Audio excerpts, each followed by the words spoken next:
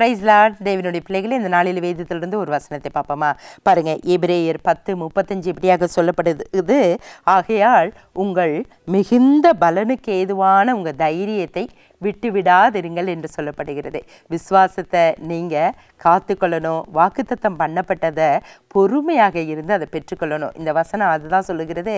உங்கள் தைரியத்தை மட்டும் நீங்கள் என்ன செஞ்சிடாதீங்க, விட்டுறாதீங்க. அதுதான் உங்களுக்கு பலன், அதுதான் ஸ்ட்ரென்த்து. உங்கள் தைரியத்தை மட்டும் நீங்கள் விட்டுட்டீங்கன்னு வைங்க, ஐயோ எனக்கு யாரும் என்ன பண்ண முடியும்? அன்றைய வாக்குத்தத்தங்கள் இருந்தாலும், நீங்கள் எவ்வளோ ஜெபம் பண்ணாலும், யார் உங்களை தேற்றினாலும் நீங்கள் என்ன செய்ய மாட்டீங்கன்னா, நீங்கள் சோர்ந்து போய் அந்த காரியங்களை விட்டு வெளியே வர முடியாது. அதனால் இந்த நாளில் உங்கள் தைரியத்தை மட்டும் நீங்கள் இழக்காதீங்க.